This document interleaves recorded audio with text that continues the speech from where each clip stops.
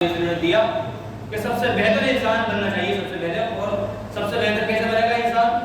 قرآن مجید کو سیکھ کر اور پھر سکھانے والے اس فضیلت میں آلریڈی شامل ہوتے ہیں، جیسے کہ رسول اللہ صلی اللہ علیہ وسلم کی حدیث ابھی ہم نے آپ کو سنائی۔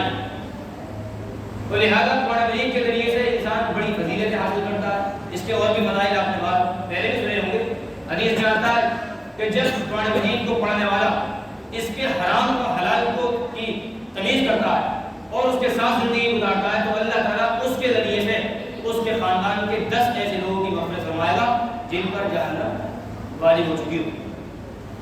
لیکن شرط لگائی ہے کہ ایسا نہیں ہوگا کہ انسان قرآن مجید سیکھ لے اور قرآن مجید پڑھ لے، اس کو یاد کر لے، پھر مکاریاں کرتا پھرے، ڈرامے بازیاں کرتا پھرے، اللہ کے رسول کی سنتوں کو پامال کرے، قرآن مجید کے احکام و فرامین سے منہ موڑے، تب جا کے نہیں، تب تو پھر پکڑ بھی ہونی ہے کہ ہم نے تمہیں قرآن مجید دیا، قرآن مجید سکھایا، اس کی تعلیمات دی، اس کے احکام و فرامین تمہیں سکھائی، تم نے اس سے منہ موڑا، تو پھر اس سے زیادہ ضلالت اور اس سے زیادہ برائی کا پھر انجام کوئی اور نہیں ہو سکتا کہ اللہ کی سب سے مقدس کتاب ہمیں ملے اور ہم اس کی عزت نہ کر پائیں، اس کا احترام نہ کر پائیں، اس کے فرامین اور احکام کو اپنی زندگی میں صحیح طرح سے نہ لا سکیں۔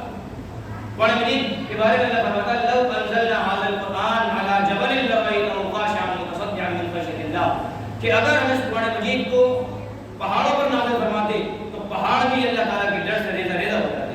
اندازہ لگائیے قرآن مجید کیسی کتاب ہے، یعنی ہم جیسا کمزور انسان، ایک ہمارے دماغ پر کوئی چیز اگر وار کر جائے، صحیح طرح سے خون نکل جاتا ہے، دماغ پھٹ جاتا ہے، انسان مر جاتا ہے، اس کے باوجود اتنا کمزور ہونے کے باوجود اللہ تعالیٰ نے اس کمزور انسان کو قرآن مجید کی ایسی دولت سے نوازا، ایسی دولت عطا فرمائی جس کو پہاڑوں نے اٹھانے سے انکار کر دیا، پہاڑوں نے منع کر دیا کہ ہمارے بس کی بات نہیں ہے اس نعمت اور اس دولت کو ہم اپنے اندر سمو سکیں یا اس کا بار اپنے اوپر اٹھا سکیں۔ تو اللہ تعالیٰ نے انسان کو اس کے لیے چنا، اللہ نے انسان پر یہ ذمہ داری ڈالی کہ وہ قرآن مجید سیکھے، اس کے فرامین کو اپنے اندر ازبر کرے، اس کے پیغام کو دنیا کے اندر پھیلائے، اس کے پیغام کو لوگوں کو سمجھائے اور اس کی تعلیمات کو پوری کائنات کے اندر بتائے کہ قرآن مجید ہم سے کیا مطالبہ کرتا ہے۔ تو جہاں یہ فضائل قرآن مجید کے پڑھنے والے کو، اس کے گھر والوں کو اور اس کے پڑھانے والوں کو سب کو حاصل ہوتے ہیں، اسی طرح سے قرآن مجید سننے والے جتنے لوگ ہوتے ہیں ان کو بھی بڑی فضیلتیں حاصل ہوتی ہیں، اس کی برکتیں حاصل ہوتی ہیں۔ تو لہذا اس کی فضیلتیں اور برکتوں سے کوئی بھی انسان محروم نہیں ہے۔ جو بھی انسان اس کے سلسلے میں اپنی ذرا بھی محنت لگاتا ہے، پڑھتا ہے، سنتا ہے، محنت کرتا ہے، پڑھانے والوں کو راستہ دکھاتا ہے، پڑھانے والوں کے لیے، پڑھنے والوں کے لیے کسی بھی طرح کا کوئی اہتمام کرتا ہے، وہ سارے کے سارے قرآن مجید کے ذریعے سے اس برکت میں اور رحمت میں شامل ہوتے ہیں۔ تو ایک مختصر سی بات نہیں ہے۔ اور دوسری بات یہ ہے جو ہم آج کے دور میں خاص طور سے زیادہ توجہ کا محور سمجھتے ہیں اس بات کو کہ قرآن مجید جس طریقے سے پڑھا جاتا ہے اور اسی طرح سے اس کی سب سے بڑی ذمہ داری یہ ہے کہ پڑھنے کے بعد اس کو سمجھنے پر غور و فکر کیا جائے، اس کے اندر تدبر کیا جائے، اس کو سمجھا جائے اور اس کو سمجھانے کی کوشش کی جائے۔ اور یہ قرآن مجید کئی جگہ بیان کرتا ہے افلا یتدبرون القرآن ام علی قلوب اقفالها، کہ قرآن مجید میں تم غور و فکر کیوں نہیں کرتے؟ کیا تمہارے دلوں پر تالے پڑ گئے ہیں؟ قرآن مجید نے یہ پیغام دیا، امت مسلمہ کو سمجھایا کہ قرآن مجید میں غور و فکر کرو، اس کو سمجھو، اس میں اللہ تعالیٰ نے کیا باتیں بیان فرمائی۔ آج ہم یہ دیکھتے ہیں کہ ہم قرآن مجید سنتے ہیں، قرآن مجید پڑھ جاتے ہیں، بس اوقات ایسا بھی ہوتا ہے کہ انسان یہ بھی اندازہ نہیں کر پاتا کہ اس میں کیا غلط کر رہا ہوں، کیا نہیں کر رہا ہوں، لبر لبر بھی کرتا ہے اور پڑھتا چلا جاتا ہے، ایسے بھی غلطیاں کرتے ہیں۔ تو یہ بہت ساری وہ کمیاں ہیں، لیکن اسی کے ساتھ ساتھ یہ بھی ہے کہ سمجھنے کا جو خیال ہمارے یہاں ہونا چاہیے وہ نہیں ہے ہمارے یہاں پر۔ رسول اللہ صلی اللہ علیہ وسلم پر جب قرآن مجید نازل ہوا اور نازل ہوتا تھا تو آپ اندازہ لگائیں گے بھی کہ جب رسول اللہ صلی اللہ علیہ وسلم پر قرآن مجید نازل ہوتا تھا تو کفار مکہ قرآن مجید سننے سے لوگوں کو روکا کرتے تھے۔ قرآن مجید کہتا ہے وقال الذین کفروا، کافروں نے یہ کہا لا تسمعوا لهذا القرآن، اس قرآن مجید کو نہ سنو۔ اسی طرح سے اور دوسرے بہت سارے ایسے لوگ تھے جن سے کفار مکہ جن کو روکا کرتے تھے، مثلا طفیل بن عمرو الدوسی رضی اللہ تعالیٰ عنہ، ایک صحابی ہیں، یہ بہت بڑے شاعر تھے عرب زبان کے اور بہت بڑے تاجر بھی تھے۔ مکہ میں جب یہ باہر سے آئے تو رسول اللہ صلی اللہ علیہ وسلم اس زمانے میں آپ پر قرآن مجید نازل ہو رہا रहा था और आप कुरान मजीद की दावत फैला रहे थे, अपना मिशन फैला रहे थे, तो मक्के के लोगों ने ये मिशन तैयार किया आपके खिलाफ कि कोई भी इंसान जब जो मक्का से बाहर से मक्का में आ रहा है, हमारा काम ये होगा कि हम उसको इस बात से रोकें कि वो कुरान मजीद सुने, मोहम्मद की तालीमात को सुने सल्लल्लाहु अलैहि वसल्लम। तो उनका मिशन ये था। उन्होंने क्या किया कि जो भी शख्स बाहर से आता था उसको रोका करते थे कि मोहम्मद की बात सुन पा ये इंसान, कोई भी इंसान।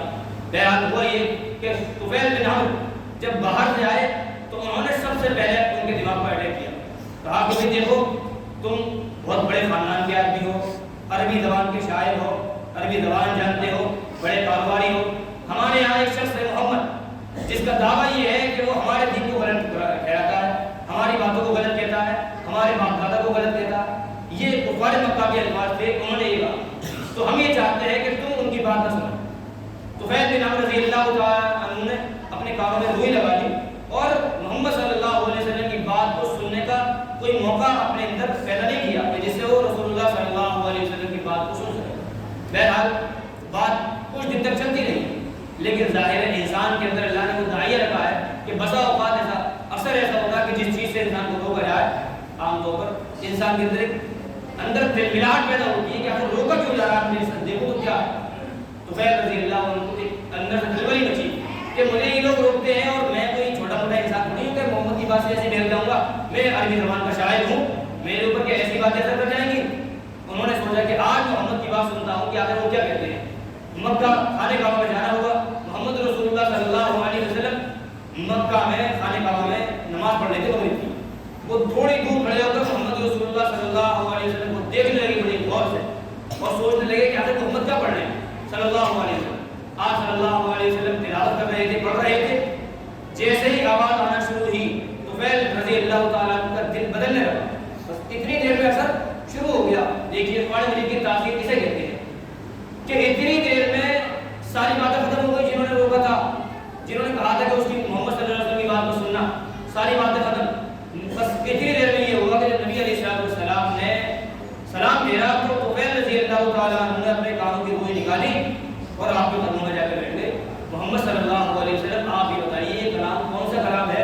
मैं अरबी ज़बान का शायर हूँ, मेरी शायरी में तो कोई ऐसा लफ्ज़ नहीं है जो आप पढ़ते। मैं अच्छी तरह से जानता हूँ कि ये आपकी ज़बान के अल्फाज नहीं है और न कहीं से आप सीख कर आए।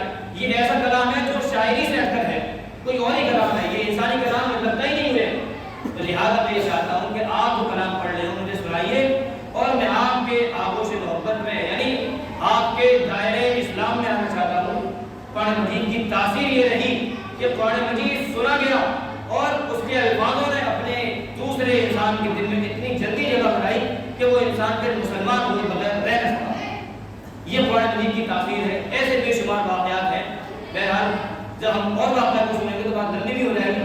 मैं इसी बात की तरफ आपको तवज्जो दिलाने की कोशिश कर रहा हूँ कुरान मजीद का एक छोटा सा तालिब इल्म होने के नाते कि हम कुरान मजीद सुनते हैं बचपन के होने के बाद हम सुने चले आ रहे हैं कुरान मजीद को। क्या हम दिल में झांक कर देखते हैं कभी कि कुरान मजीद का जो असर है वो मेरे अंदर पैदा हुआ या नहीं हुआ?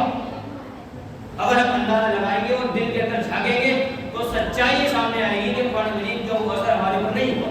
तिलावत तो हमने सुनी, तिलावत तो हमें अच्छी लगी कि माशाअल्लाह हमारे सामने अच्छा पढ़ा, मेरा भतीजा बहुत अच्छा पढ़ता है, अगर वो हाफिज हो गया, मेरे वालिद साहब हाफिज हैं तो वो अच्छा पढ़ते हैं, मैं अच्छा पढ़ने लग जाऊँ, ये तो होता है। लेकिन कुरान मजीद की तासीर, कुरान मजीद का असर, कुरान मजीद के अल्फाज की गहराई, इसके मतालिब व मफाहिम, इसके मानी वो हमारे दिल पर असर क्यों नहीं कर रहे? जिसका नतीजा ये है कि आज तक हम सही माना में वो मुसलमान नहीं बन सके जिसका मुतालबा हमसे किया गया। हम कुरान पढ़ रहे हैं, कुरान मजीद की बातें हमारे पास हैं, झूठ हम बोलते हैं। नबी ने फरमाया मन कश्फ अलैहि सल्लम का जो झूठ बोले उसका ताल्लुक हमसे कोई नहीं है, जो धोखा दे उससे हमारा कोई ताल्लुक नहीं। सूदी कारोबार मुसलमान करने लगे। आपको मालूम होगा हमारी कम्युनिटी के अंदर कितने ऐसे दहरी और खबीस और मलूम तैयार हो गए जो मोहम्मद रसूलुल्लाह का करना पड़ते हैं और ब्याज का कारोबार करने लगे मुसलमान होकर। जबकि कुरान मजीद में सबसे ज्यादा सब अल्फाज अगर किसी चीज के बारे में आए हैं तो वो सूद के कारोबार के बारे में आए। पूरा कुरान छानिए, पढ़िए इसको। अल्लाह ने और गुनाह के बारे में कहा। सबसे बड़ा गुनाह कहा जाता है शिर्क को, कि अल्लाह के अलावा इंसान किसी और की पूजा करे, अल्लाह के अलावा किसी और के सामने माथा टेके, अल्लाह के अलावा किसी और से औलाद मांगे, अल्लाह के अलावा किसी और से लो लगाए और ये समझे कि मेरे काम यहाँ से हो सकते हैं। इसको सबसे बड़ा गुनाह اللہ فرماتا میں کسی کو سب گناہ کو معاف کر دوں گا لیکن شرک معاف نہیں کروں گا، اتنا کہا۔ لیکن سود کے بارے میں اللہ فرماتا ہے کہ لوگوں تمہیں سود سے باز آ جانا چاہیے، اگر باز نہیں آتے فَإِن لَمْ تَفْعَلُوا، اگر تم سودی کاروبار سے باز نہیں آتے فَاحْذَرُوا بِحَرْبٍ مِّنَ اللَّهِ وَرَسُولِهِ، تو اللہ اور اس کے رسول سے جنگ کرنے کے لیے تیار ہو جاؤ۔ نبی علیہ السلام نے فرمایا جو انسان سودی کاروبار کرتا ہے، سود کا لین دین کرتا ہے، وہ سود جانتے ہیں کسے کہتے ہیں؟ سود کہتے ہیں کہ ہم نے کسی کو کوئی ادھار دیا، اس پر ذرا بھی منفعت لینا، 100 روپے کی جگہ 101 روپیہ لینا، یہ سود ہے 1 روپیہ۔ 100 روپے تو ہمارے ہو گئے، ہم نے 1 روپیہ بھی لیا، یہ سود ہو گیا، اسے کہتے ہیں سود۔ بہت آسان سی ڈیفینیشن، آسان سی تعریف جس کو علماء نے بتایا، سود اسے کہتے ہیں۔ اب کوئی کتنے بھی بہانے لگائے کہ میں تو قسطوں میں پیسے دیتا ہوں، میں تو پیسے سے پیسہ کما رہا ہوں، پیسے کا کاروبار کر رہا ہوں، بہت بڑا جھوٹا ہے، مکار ہے، اور مسلمانوں کی کمیونٹی میں، وہ مسلمانوں کی کمیونٹی کے اندر وہ خنجر بنا ہوا ہے جس نے ہمارے معاشرے میں اور ہماری سوسائٹی کے اندر اللہ کی طرف سے نازل ہونے والی لعنتوں کو جگہ دی ہے۔ نبی علیہ السلام نے فرمایا کہ جو انسان سودی کاروبار کرتا ہے اس سود کے 70 گناہ ہیں، یعنی سود کا گناہ ہے اس کے 70 درجے ہیں، جس میں سے سب سے ہلکا گناہ یہ ہے کہ سودی انسان، سودی کاروبار کرنے والا انسان اپنی ماں کے ساتھ بدکاری کرتا ہے۔ تیرے الفاظ کی گہرائی اور الفاظ کی سختی، یعنی ہاتھ پیر ہلنے لگ جاتے ہیں جب اس دس پر غور کرو کہ انسان پیسے سے اس طرح سے پیسہ کما کر کیا کر رہا ہے، اور مسلمان ہے، قرآن مجید نہیں پڑھ رہا، یہ سارے کاروبار کر رہا ہے، قرآن مجید کے مطلب پر غور نہیں کر رہا، قرآن مجید کے مطلب علماء بیان کر رہے ہیں، کہیں تفسیر بیان کر رہے ہیں، اس کو نہیں سن رہا، اور یہ ساری باتیں کر رہا ہے، اور پھر بھی دین داری بننے کا دعویٰ کرتا ہے، مسلمان بننے کا دعویٰ کرتا ہے، ایمان والا بننے کا دعویٰ کرتا ہے، سارے کام کرنے کی باتیں کرتا ہے۔ اسی طرح سے اور اگر ہم پڑھیے، کہیں بیٹھ جائے تو غیبت سے ہماری زبان بند نہیں ہوتی، بیٹھے اور جو انسان نہیں ہے اس کی باتیں شروع کر دی ہم نے، فلاں ایسا ہے، فلاں ایسا ہے، یہ ایسا نہیں ہونا چاہیے، اس کے اندر یہ کمی ہے، ہمارے اندر کتنی کمیاں ہیں ہم نہیں دیکھ پا رہے، لیکن قرآن مجید کہتا ہے کہ کسی جو میں مت لگو اور کسی کی غیبت مت کرو، اس لیے کہ غیبت کرنا یہ ہے کہ تم اپنے مردہ بھائی کا گوشت کھا رہے ہو۔ اللہ کے رسول صلی اللہ علیہ وسلم نے فرمایا کہ غیبت کرنا یہ ہے کہ ایک مرتبہ ایسا ہوا کہ کچھ صحابہ نے غیبت کر دی کسی کی، نبی علیہ السلام کے ساتھ جا رہے تھے، چلتے چلتے ایک راستے میں گدھا مارا ہوا ملا، اللہ کے رسول وہاں رک گئے صلی اللہ علیہ وسلم اور کہا کہ اس کو کھاؤ، کہا اللہ کے رسول سے کہ ہاں، کہ تم ابھی جب چلتے چلتے آ رہے تھے غیبت جو کر رہے تھے اس کا مطلب یہ ہے کہ تم مرا ہوا بڑا گدھا کھا رہے تھے۔ یہ نبی علیہ السلام نے حدیث میں بتایا، قرآن مجید کہتا ہے ایحب احدکم ان یاکل لحم اخیہ میتا فکرہتموہ، کہ غیبت کرنا ایسا ہے کہ گویا کہ تم اپنے مردار بھائی کا گوشت کھا رہے ہو، کیا پسند کرو گے اس چیز کو؟ فکرہتموہ، یقیناً تم اسے ناپسند کرو گے، یہ قرآن مجید کہتا ہے۔ اسی طرح قرآن مجید کہتا ہے والدین کے بارے میں کہ قرآن مجید فرماتا ہے کہ والدین کو کبھی گفتگو مت کرو، یہ والدین کے بارے میں بتاتا ہے۔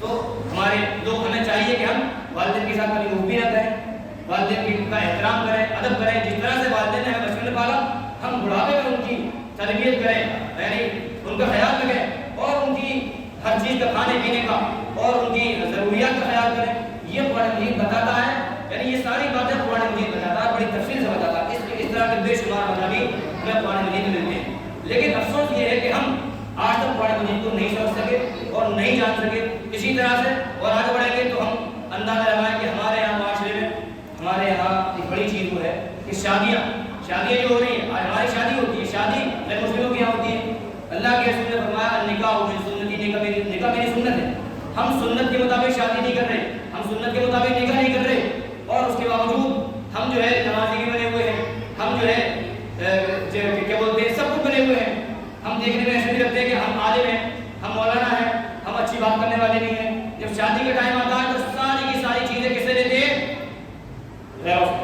سب چیزیں انہیں سے لیتے ہیں، شادی سے پہلے منڈا، بھات، ہلدی، یہ ساری مکانیاں، سارے ڈھوسلے سب غیر صحیح ہے، ہم نے اللہ کے رسول کی تعلیمات کو چھوڑ دیا، اللہ کے رسول نے تو بتایا نہیں کہیں، یہ بھی ہم نے سب سے لے لیا۔ ہم آئے اس لیے تھے کہ کسی کے یہاں جو کچھ بھی ہو رہا ہے اس کو ختم کرتے اور انہیں یہ بتاتے کہ یہ نہیں ہے، اس سے بچو۔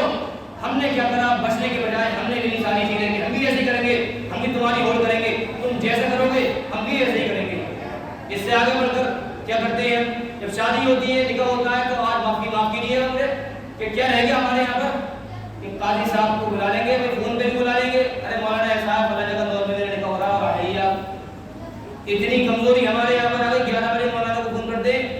کہ آ جائیے سارا نکاح پڑھانا ہے. یہ بھی نہیں معلوم کہ ہمارے عالم صاحب ہیں بھائی ہمیں پہلے بتانا چاہیے نکاح پڑھانا ہے. تو یہ تو ہماری امت کا حال ہو گیا.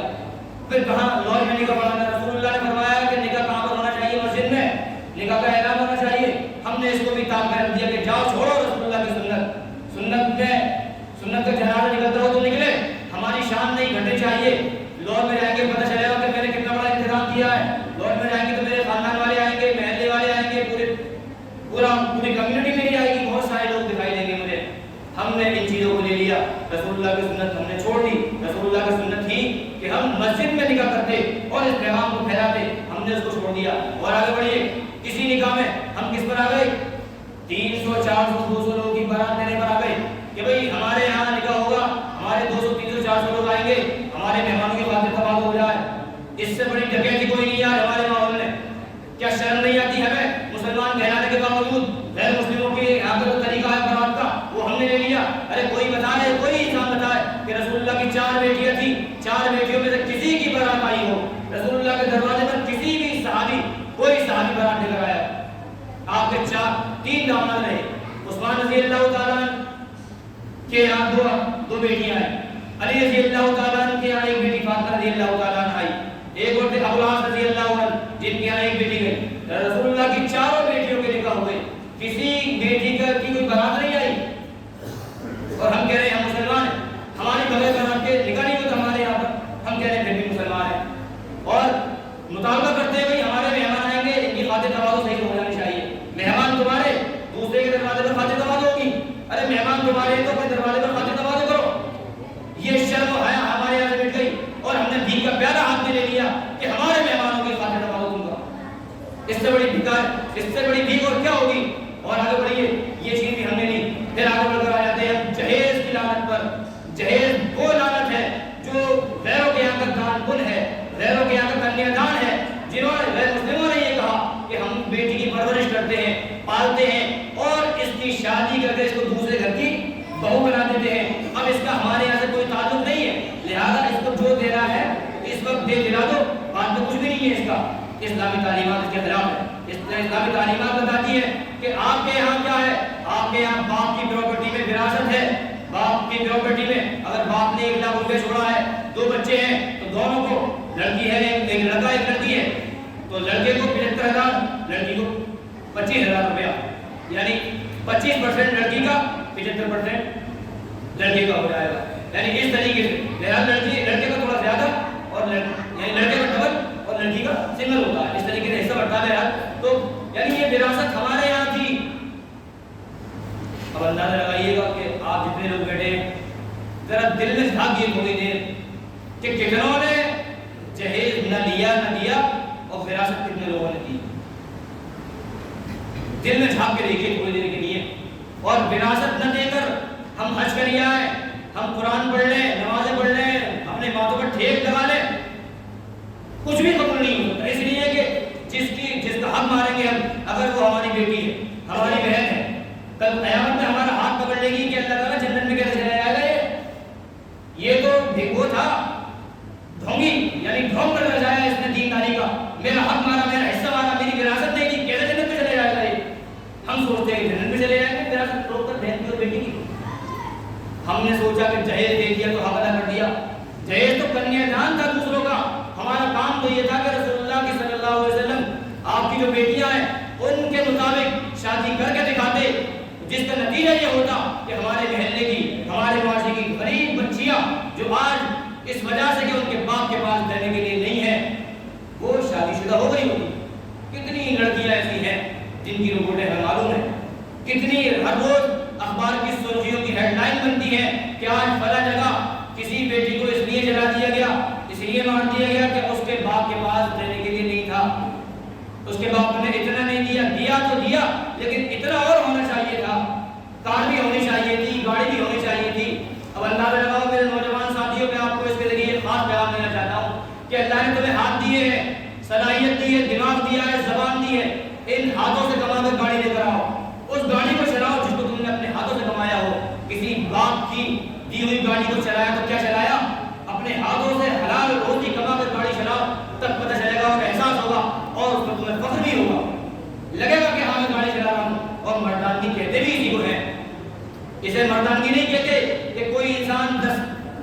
साल बेटी को पैदा करने के बाद 20-25 साल पाले और उसकी तरबियत करे, उसे पढ़ाए लिखाए, फिर उसका निकाह करने के लिए तुम्हारे यहाँ के पेट को भरे, फिर तुम्हारे यहाँ के घर के भरने के लिए बहुत सारा भिगा, यानी बहुत सारी भीख भी तुम्हें परोस कर दे कि मेरी बेटी तू भी जा और बहुत सारा ये सामान भी लेके जा, और हम मुसलमान हैं, ये सारे काम हम कर रहे हैं और हम मुसलमान हैं। अब बताओ, ये कुरान मजीद के मुताबिक कुरान मजीद कहता है सूरह आराफ में हमने रसूल को इसलिए भेजा यज़उ अन्हुम बिसरहुम कि रसूल उनसे इस बोझ को हटा दे। ये बोझ ही तो था और आज भी है बोझ, ये बोझ है आज भी। इंसान सोचता है कि जब बच्चा पैदा हो जाता है, लड़का होता है तो ठीक है, जब लड़कियां पैदा होती है तो इंसान क्या सोचता है कि अब इसके लिए जहेज की तैयारी शुरू कर दो, भाई ये बड़ी होगी तो जहेज इकट्ठा कर रहा है तो ना पढ़ा पाता देखो, और न पढ़ाने के सिलसिले में आज देखो हमारे पास अच्छे वकील नहीं हैं, डॉक्टर अच्छे नहीं हैं, बहुत सारे लोग डॉक्टर हैं लेकिन डॉक्टरी के दरवाजे पर गरीबी दम तोड़ देती है। आपको मालूम होगा प्राइवेट में चले जाओ और किसी के डिलीवरी का मसला हो तो जब तक 50,000 रुपये खर्च न हो जाए डिलीवरी नॉर्मल नहीं हो पाती। क्या ऐसा डॉक्टर होना चाहिए जो दीनदार हो, जिसे मालूम हो कि जितनी खर्चे की जरूरत है उतना लेकर वो मसाइल को हल कर दे। अच्छे ऐसे डॉक्टर नहीं है हमारे पास, ऐसे वकला नहीं है जो हमारे केस को सॉल्व कर सके। हमारे मसाजिद के केस कौन लड़ता है आपको मालूम होगा, कचहरियों में मसाजिद के, मुसलमानों के और घर के जो मसाइल होते हैं, खानदानी मसाइल, शराब वगैरह के मसाइल बेशुमार गैर मुस्लिम हमारे केस लड़ते हैं। तो हमारे तो होने चाहिए भाई, हमारे वकील भी होने चाहिए, हमारे जज भी होने चाहिए। अगर 5 जजों की बेंच है तो एक ही मुश्किल से होता है मुसलमान जज, बाकी 4 गैर मुस्लिम होते हैं। फिर हम ये उम्मीद करते हैं कि हमारे फैसले हमारे हक में हों। कैसे हो सकते हैं फैसले हमारे हक में नहीं हो सकते। तो हमें कुरान मजीद ये मुतालबा करता है मेरे भाइयों और मेरे अजीज बुजुर्गों, मैं आपसे बहुत मुतवाना इल्तिमास करता हूँ, आपने जो कुरान मजीद सुना इस सुनने के साथ साथ खास तौर से इस तरह आइए कि अपने यहाँ से इन लानतों का खात्मा कीजिए। हमें रसूलुल्लाह ने बड़े शानदार पैगाम दिए हैं कि ये दीन बड़ा आसान है, अगर हम दीन पर चलेंगे कारोबार भी आसान होगा, दीन पर चलेंगे शादियाँ भी आसान होंगी, दीन पर चलेंगे हमारा मिलना जुलना भी आसान होगा, सब कुछ आसान हो जाएगा। लेकिन शर्त ये है कि हम दीनदार बने। और आखिरी बात यह है कि कुरान मजीद का जो मुतालबा है वो मुतालबा है कि हमें ईमानदार बनना है। और ईमानदार का मतलब ये समझिए बस कि किसी के 5 रुपये देकर 5 रुपये दे दिए, ये तो तकाज़ा है ही है, इसके बिना तो आप बेईमान बन जाएंगे, धोखेबाज बन जाएंगे। ईमान का वो मुतालबा है जो आज के दौर में हमारे उन लोगों ने पेश किया और उसका मुजाहिरा किया जिनके बारे में हम जानते हैं, फिलिस्तीन के मुहाफिज, मस्जिद अक्सा के मुहाफिज, मस्जिद अक्सा की हिफाजत करने वाले, मस्जिद अक्सा की हिफाजत करने के लिए अपनी जानों का नजराना पेश करने वाले, जिन्होंने ये बताया कि मस्जिद अक्सा किसी एक की बाप की जागीर नहीं है, मस्जिद अक्सा रसूलुल्लाह की अमानत, मस्जिद अक्सा उमर बिन खत्ताब की अमानत, मस्जिद अक्सा सलाहुद्दीन अय्यूबी की अमानत, मस्जिद अक्सा खिलाफत उस्मानिया के तमाम जानशीनों की और आखिरी खलीफा सुल्तान अब्दुल हमीद सानी की अमानत है, जिसने ये कहा था यहूदियों से कि जब तक मैं जिंदा हूँ मस्जिद अक्सा का 1 इंच भी तुम्हें नहीं दे सकता। किसी की मां ने ऐसा बच्चा नहीं देना जो मस्जिद अक्सा का 1 इंच भी मुझसे ले जाए। और उसी की मिसाल मस्जिद अक्सा में बसने वाले मुजाहिदीनों ने पैदा की, और उसी की मिसाल फिलिस्तीन में बसने वाले छोटे छोटे बच्चे और वहाँ की माएँ, जिनका कहना यह है कि हम अपने बच्चों को इसलिए पैदा करते हैं जो मस्जिद अक्सा के मुहाफिज बने, जो मस्जिद अक्सा के लिए अपनी जान कुर्बान करते हैं, अपनी जानों को नजराना पेश करते हैं। क्या है हमारे अंदर वो जज्बा?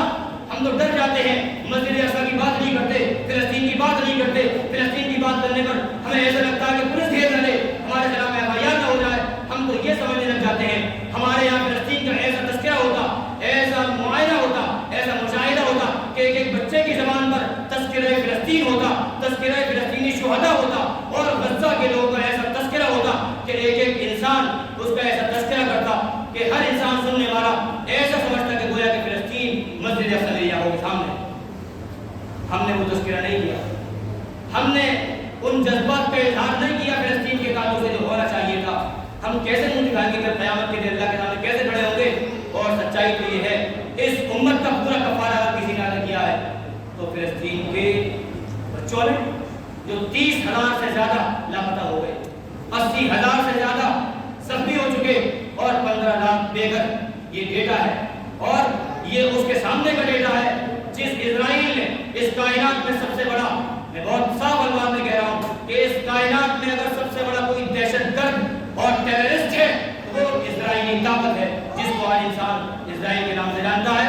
اسرائیل سب سے بڑا دہشت گرد ہے اس پوری کائنات میں، اس لیے کہ اس نے چھوٹے چھوٹے بچوں پر بم گرائے، جس کے لیے کوئی قانون اس بات کی اجازت نہیں دیتا کہ آبادیوں کو بم گرائے جائیں، آبادیوں کو تہس نہس کیا جائے. اور سچائی یہ ہے کہ اسرائیل جس نے یہ سمجھا کہ ان بچوں کو ہم مار دیں گے، ان بچوں کو مٹا کر فلسطین کو ختم کر دیں گے، مسجد اقصیٰ کو ختم کر دیں گے، تو آخری بات سمجھنی ہے بہت صاف الفاظ میں کہ فلسطین اسرائیل کے وزیر، اسرائیل کے جو ہوم منسٹر ہے، اس نے یہ کہا کہ ہم غزہ کے لوگوں کو چٹکیوں میں مٹا دیں گے، چٹکیوں میں یوں کر کے کہا.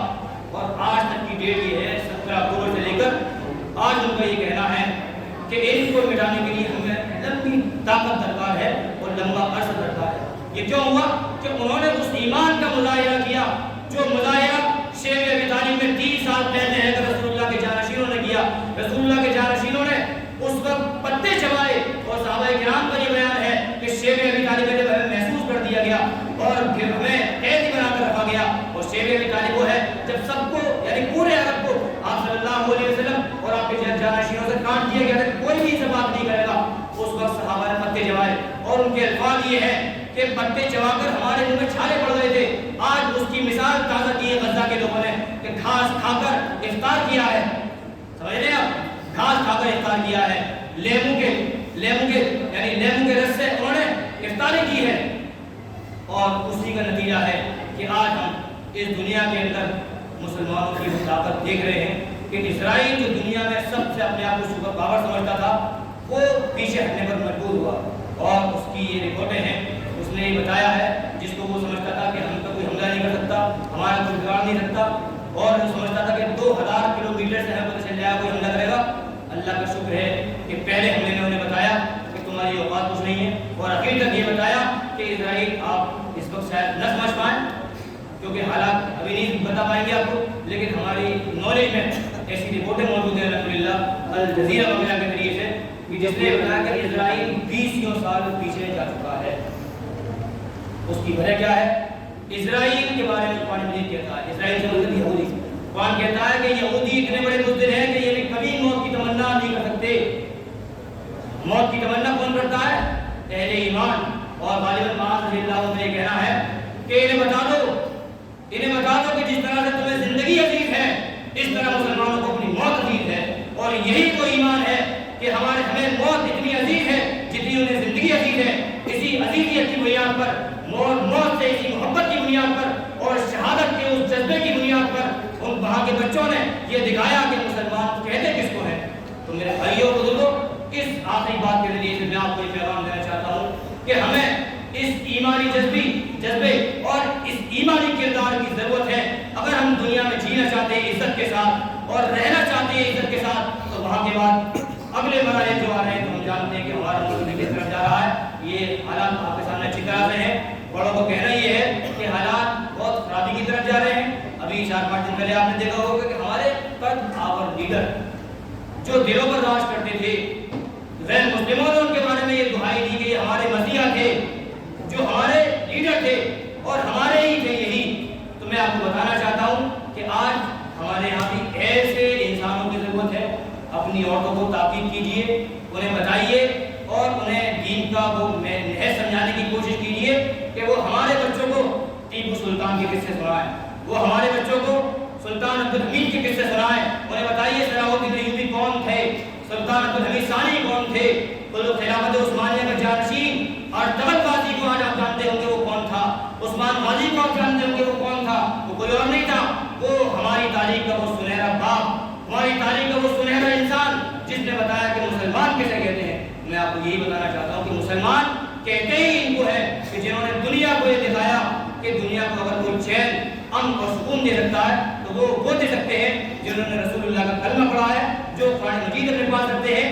اس لیے کہ اس سے زیادہ امن والی کتاب، اس سے زیادہ امن والا پیغام نہ آج تک آیا ہے اور نہ قیامت تک آئے گا. سب سے زیادہ امن و شانتی کا پیغام اور سب سے زیادہ عدل اور انصاف کا پیغام صرف اور صرف یہی ہے. ہمیں چاہیے کہ ہم قرآن مجید کے اس پیغام کو عام کریں اور اپنے لوگوں کو اس جذبے سے سرشار کر دیں کہ جہاں بھی کھڑے ہوں پورے ایمان کے ساتھ کھڑے ہوں اور پورے یعنی ان جذبات کے ساتھ کھڑے ہوں کہ ہمیں ڈرانے والا کوئی نہیں ہو سکتا. ہمیں ڈرانے والے مر گئے اور مر جائیں گے. زندگی اگر کسی کو ملے گی تو وہ صرف اور صرف اہل ایمان اور حسن خاتمہ جس کے نصیب میں ہوگا اسے اہل ایمان کے لیے ہوگا۔ قرآن مجید کہتا ہے وَلَا تَهِنُوا وَلَا تَحْزَنُوا وَأَنْتُمُ الْأَعْلَوْنَ إِن كُنتُم مُؤْمِنِينَ۔ تمہیں گھبرانے اور ڈرنے کی ضرورت نہیں ہے، لیکن شرط یہ ہے کہ صاحب ایمان بن جاؤ گے تو ہم تمہیں غالب کریں گے۔ اللہ تعالیٰ مجھے ان باتوں پر اپنی باتوں کو ختم کرنے کی توفیق عطا فرمائے۔ جو کچھ میں نے آپ سے ایک قرآن مجید کے طالب علم ہونے کے ناطے کہا ہے، اللہ تعالیٰ خود مجھے بھی اور آپ تمام حضرات کو عمل کرنے کی توفیق عطا فرمائے۔ وآخر دعوانا الحمدللہ رب العالمین والصلاة والسلام على رسوله الكريم أما بعد ربنا آتنا في الدنيا حسنة وفي الآخرة حسنة وقنا عذاب النار ربنا ظلمنا أنفسنا وإن لم تغفر لنا وترحمنا لنكونن من الخاسرين اللهم ربنا آتنا في الدنيا حسنة وفي الآخرة حسنة وقنا عذاب النار اللهم أرنا الحق حقا وارزقنا اتباعه وأرنا الباطل باطلا وارزقنا اجتنابه اللهم إنا نسألك الهدى والتقى والعفاف والغنى اللهم اهدنا فيمن هديت وعافنا فيمن عافيت وتولنا فيمن توليت وبارك لنا فيما أعطيت وقنا شر ما قضيت فإنك تقضي ولا يقضى عليك إنه لا يذل من واليت ولا يعز من عاديت تبارك ربنا وتعاليت لا ملجأ ولا منجأ منك إلا إليك وصلى الله على النبي۔ اے الہ العالمین رحم کا کرم کا عافیت کا درگزر کا معاملہ فرما۔ اے الہ العالمین اس وقت ہم قرآن مجید کی اختتامی مجلس میں جمع ہوئے ہیں، اکٹھے ہوئے ہیں۔ اے الہ العالمین ہم نے قرآن مجید سنا ہے، قرآن مجید کے پیغام کو سنا ہے۔ اے اللہ ہمیں عمل کی توفیق عطا فرما دے۔ اے اللہ ہمیں قرآن مجید کے مطالبات کو پورا کرنے کی توفیق عطا فرما دے۔ اے الہ العالمین ہم بڑے خطا کار اور گناہگار ہیں، ہماری خطاؤں کو معاف فرما دے۔ اے اللہ آج شب قدر ہے، اے اللہ اس شب قدر میں ہم تمام کی مغفرت فرما دے۔ اے الہ العالمین ہم تمام امت مسلمہ کے لیے تجھ سے دعائیں کرتے ہیں، سب کی مغفرت فرما دے۔ جن لوگوں نے دعا کے لیے کہا ہے ان کی مغفرت فرما دے۔ اور ابھی کسی نے نام بتایا قاسم صاحب، ان کی اہلیہ، اے اللہ جو بھی مسئلہ ہے ان کا اللہ ان کے لیے ہماری طرف سے ہر طرح کی خیر کی دعائیں قبول فرما لے۔ اور یا اللہ تمام عالم اسلام کے لیے ہماری طرف سے ہر طرح کی بھلائی کے لیے دعا قبول فرما لے۔ اے الہ العالمین عالم عرب کو صحیح فکر رکھنے کی توفیق عطا فرما۔ اے الہ العالمین عالم عرب کا کام یہ تھا کہ وہ فلسطین کی مسجد اقصیٰ کی اور غزہ کی رہنمائی کرتے، لیکن انہوں نے پلہ پھاڑ لیا۔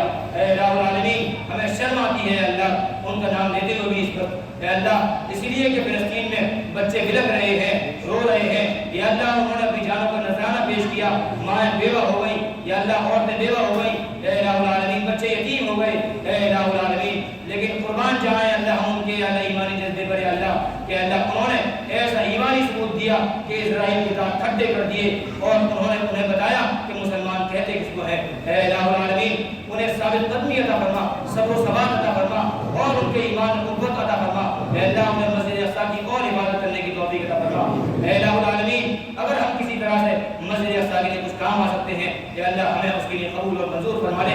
اے الہ العالمین ہمیں اسرائیلی چیزوں کا بائیکاٹ کرنے کی توفیق عطا فرما۔ اے اللہ ہم کولڈ ڈرنک کو بائیکاٹ کرتے ہیں یا اللہ اسی طرح سے اور ایسی جو چیزیں ہیں جتنے بھی صابن وغیرہ ہیں یا اللہ ہمیں یا اللہ ان تمام چیزوں کا جو اسرائیلی پروڈکٹس ہیں یا اللہ ان کا بائیکاٹ کرنے کی توفیق عطا فرما۔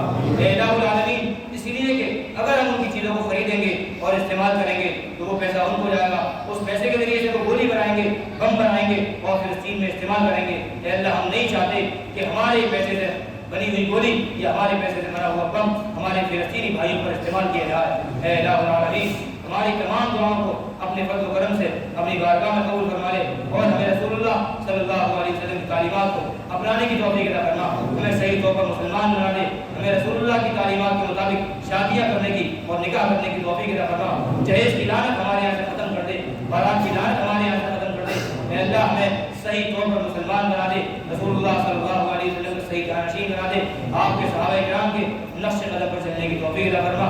اے اللہ جو کچھ مانگا ہے، جو مانگنے سے رہ گیا ہے، تو سب کے دلوں کے حالات سے واقف ہے۔ یا اللہ میں سب کے دلوں کی ترجمانی تو نہیں کر سکتا، یا اللہ جتنے بھی لوگ یہاں جمع ہیں سب کے دل کے حالات سے تو واقف ہے، سب کے دلوں کی تمام جائز تمناؤں کو قبول فرما کر یا اللہ اپنی بارگاہ میں قبول فرما لے۔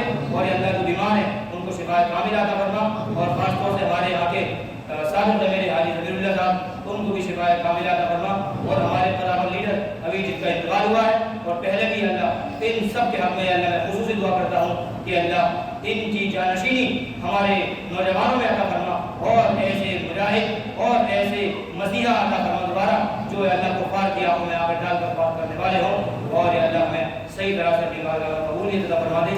रब्बना तक़ब्बल मिन्ना इन्नका अंतस समीउल अलीम व तुब अलैना इन्नका अंतत तव्वाबुर रहीम बिरहमतिका या